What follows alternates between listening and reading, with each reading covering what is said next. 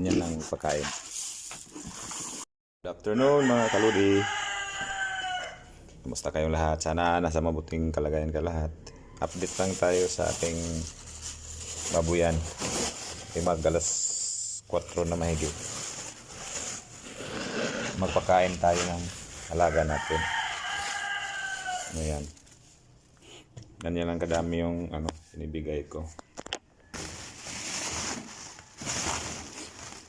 Kasi anong nangyari, dalawa na lang sila. Kasi yung isa hinatay natin sa birthday ng nanay. Ayan. Kaya samahan niyo akong magkain. Ito.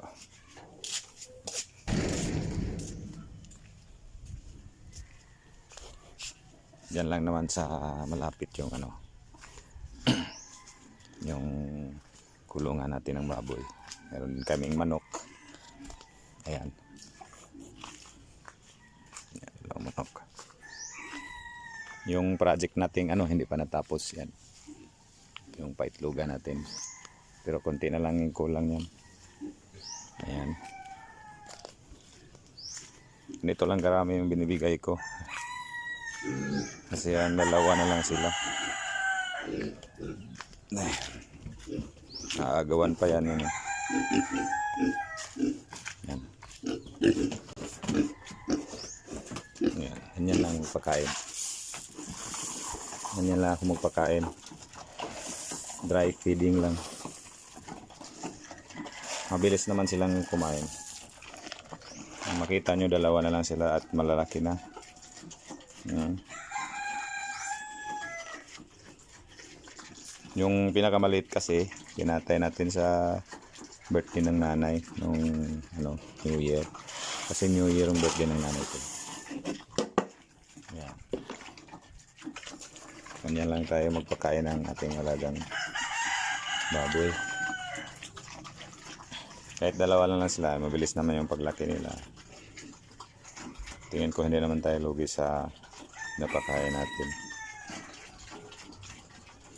Gutom yan sila dahil sa tanghalian kangkong lang yung binibigay natin. Ayan. Ito yung mga kangkong. Naka lang sila. Babad sa tubig para hindi mamatay tsaka hindi lusyang. Malanta. Kinabukasan bibigay ko na yan. Tanghalian. Hindi ko na kasi binibigyan ng pagkain sa tanghalian. Snacks na lang. Yan. Yan kadaming kangkong. Ito yung mga container dito.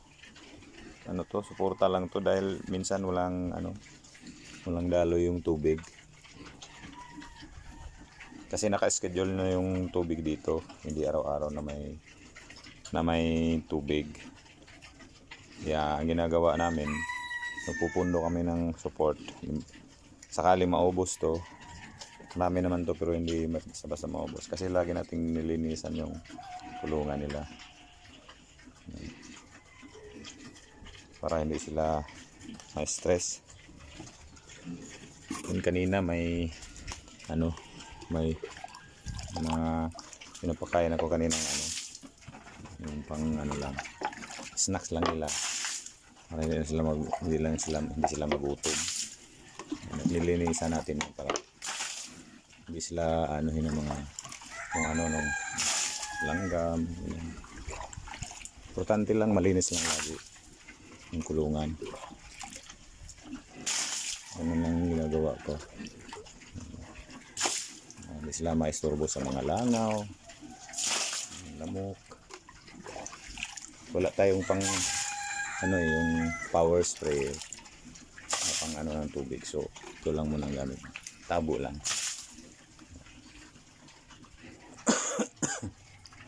Minsan na kayo medyo may ubo ako. Kaya minsan na ubo ako. Makati yung ko, lalamunan ko. So ganyan lang. Bukas naman may naman yata ang tubig dito. So kung makikita nyo, Malinis talaga yung kulungan na yan. Para yung mga alaga natin masaya. Pagkain sila ng ano, sigla yung pagkain nila. Yan o. Tingnan mo naman kung ano sila kasigla kumain. Yan o. Pagpalain tayo ng Diyos, pagbigyan tayo ng more blessings, lagyan natin to ng marami kahit hanggang 6. Kasi hanggang 6 pwede dito eh. Kasya dati itong 6 dito eh. Yan. Maganda pag ano, dry feeding kasi talagang nasisimot nila yung ano, yung feeds. Hindi pa ako nag-alaga ng baboy na nilalagyan ko ng sabaw. Ang gagawin ko lang dyan, pagkatapos ng ano, pagkain nila, pagkatapos ng kain nila, saka ko pa nilalagyan ng tubig, iinom naman sila. Yan. So may advice pa kayo sa akin kung anong gagawin ko, ipaki-comment na lang. At saka sa mga baguhan pala ng channel ko, paki-subscribe na lang para naman malaking tulong na sa akin yan. Tingnan nyo naman kung gaano sila katao kumain sa dry feeding. Di naman ano yung katawan nila, ayos lang naman. Sa awan ng Diyos, malakas naman silang kumain. Mabilis nga yung paglaki nila. Natutuwa ako kahit 2 lang sila. Yan. Hopefully sa susunod na batch marami-rami na. Inantay tayong mga ano, biik na mga nakay pa lang, hindi pa na anak. Yun ang kukunin natin, mga 6 siguro. Kasya pa naman dito yung 6. Maganda yung marami kasi maganda yung hindi sila na masyado nakakagalaw. Yan. Kasi pag masyado yung maluwag, yan, makulit sila, takbo ng takbo, ganyan. Kaya hindi sila mabilis lumaki. Yan.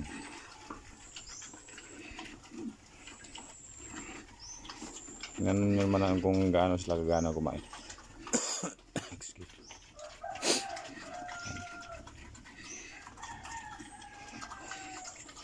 Mga iba may nagko-comment dati na lagyan ko daw ng tubig yung feeds kasi ano daw, para diretso na daw silang ano.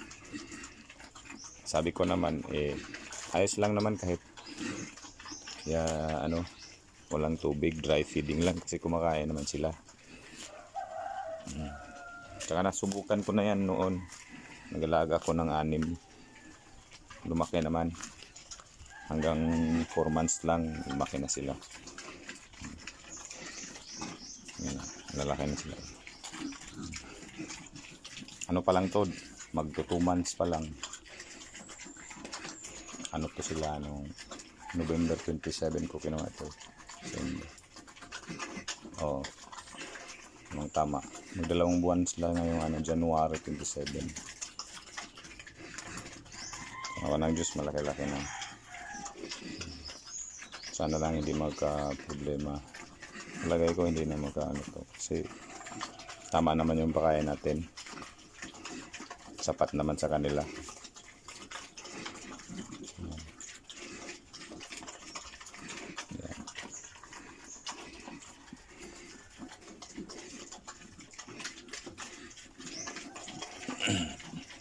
Yan, bilis lang kumain. Bukas naman ng tanghali, yun naman ang bibigay ko. Marami naman ditong kangkong, marami nandun lang, hindi ko na napikita. Yung mga previous videos ko meron yan. Kaya kung hindi ka pa nakakapag-subscribe ng channel ko at saka follow sa Facebook page ko, please follow, malaking tulong na yan sa akin. Maraming salamat sa panonood, hanggang sa susunod na videos. God bless you all, stay safe.